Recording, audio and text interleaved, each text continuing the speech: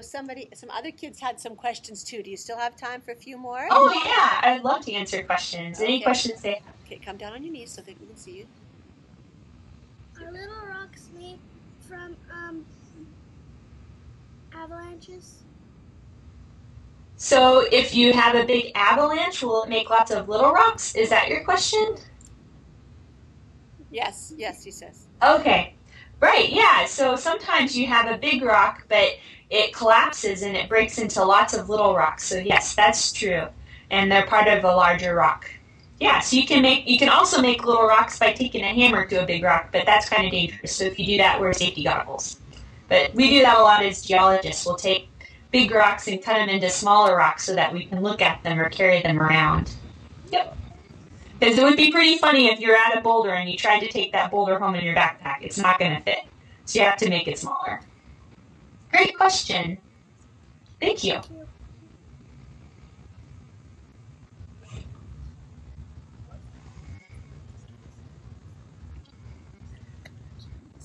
Okay, say it really loud. Hi. How do rocks get in moose jaw? Sorry? How do rocks get in moose jaw? Get in moose jaw in your town? Oh, okay. Well, actually, what's really cool about where you live is you live on some of the oldest rocks in the world. And the rocks where you live were formed a really long time ago, about 2 billion years ago, when the Earth was just forming. So the rocks that are where you are have been there for a very long time. It's really special. There aren't that many places in the world that have rocks as old as you guys have in Moose Jaw. And so they've been there for a very long time, formed when the Earth was forming. And then there's some younger rocks that were actually formed by rivers. Because as the previous question asked, rocks can be made smaller. And one of the ways you can make a bunch of smaller rocks is by breaking them up with water. So some of the rocks where you live are actually from rivers and things like that. But yeah, you guys have some really cool old rocks where you are. Thank you. Thanks.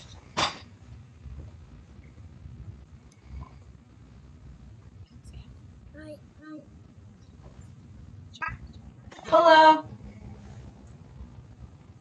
How big is the biggest rock in the world?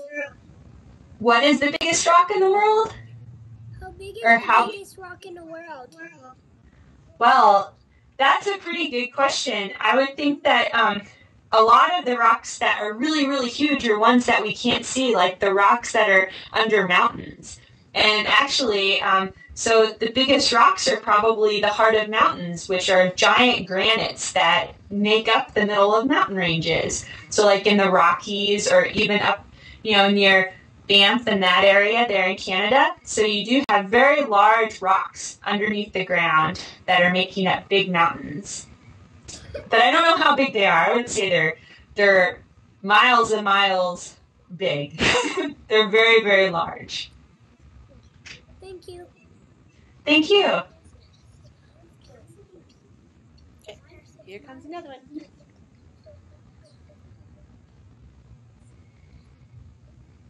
Okay, tell your question. Why are rocks in the world? Why are rocks here? Yeah, like in the world. Oh, wow. That's like a philosophical question. Well, let's see. They are what our planet's made out of.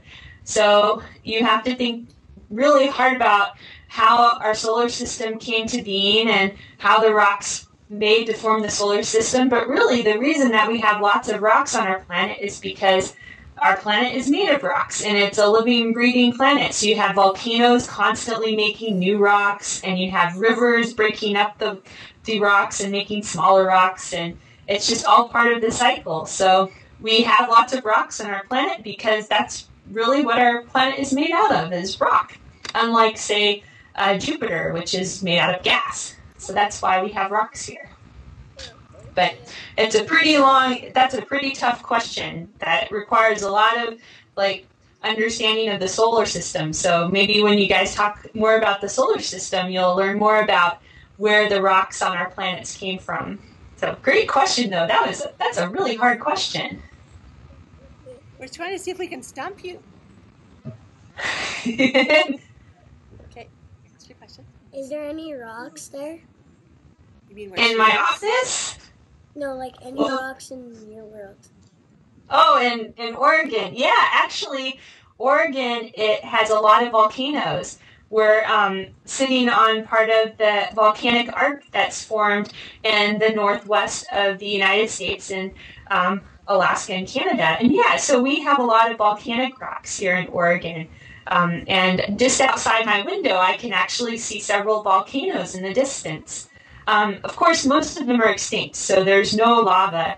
But just to the north is Mount St. Helens, and you guys may have heard of Mount St. Helens because it had a huge eruption and explosion in the 80s and covered a lot of North America in ash. Just like the ash that you guys have there that you'll see if it floats. So yeah, there are rocks here. They're just volcano rocks. Okay, maybe we'll just take a couple more questions. Let's see, do you have a question? Thank you. Thanks. Oh, okay. Who has a question? Okay, come.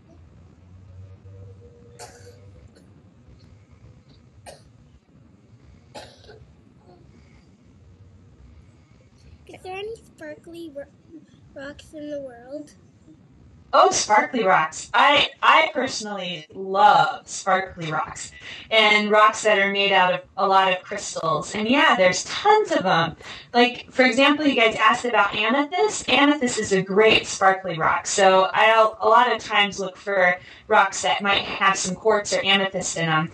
And then another one of like my favorite sparkly rocks are rocks that have like galena, which is like a goldish kind of sparkly rock. That's really a nice rock too. But yeah, there's tons of great sparkly rocks out there. So I bet you can even find a ton just in Moose Jaw around where you live. If you look around, I'm sure you'll find some really beautiful rocks with great sparkling crystals in them. So you should definitely take a look in your backyard and see what you can find. Thank you. Okay, question?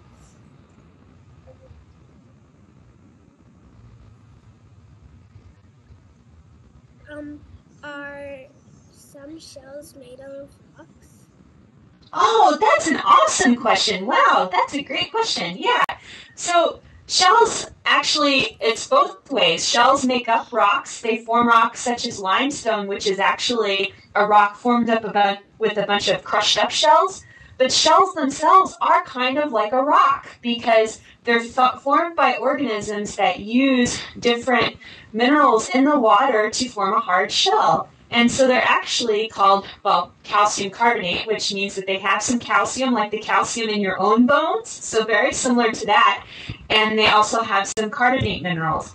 And yeah, by themselves, they're considered organic, just like your bone is considered organic. But if you think of dinosaurs or fossils, after a very long time, those bones can be fossilized and become a rock.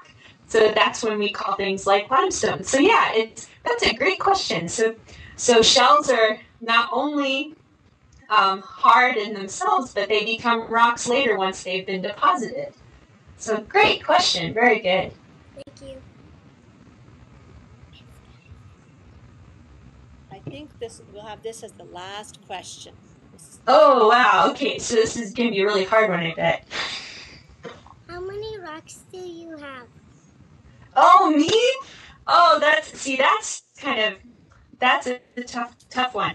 I actually, I do collect some rocks, I'm not as avid of a collector as many people. So I probably have on the order of maybe 100 rocks, which I think is a fair number of rocks. But I definitely know some geologists that have thousands of rocks. But I just don't like cleaning that much, and that's just too much stuff to keep clean. But if you wanted to start your own collection, it's very easy. You can start by going outside and looking around and finding rocks that you find that are pretty, and you can start collecting them on your own. And I collected rocks when I was young as well, and I think it's a lot of fun because you get to know the world around you a little bit more. So thanks, that's a great question. Yeah, I don't have very many rocks, but a lot of people do. What a surprise that you collected rocks when you were young. Okay, thank you very much for doing this for us.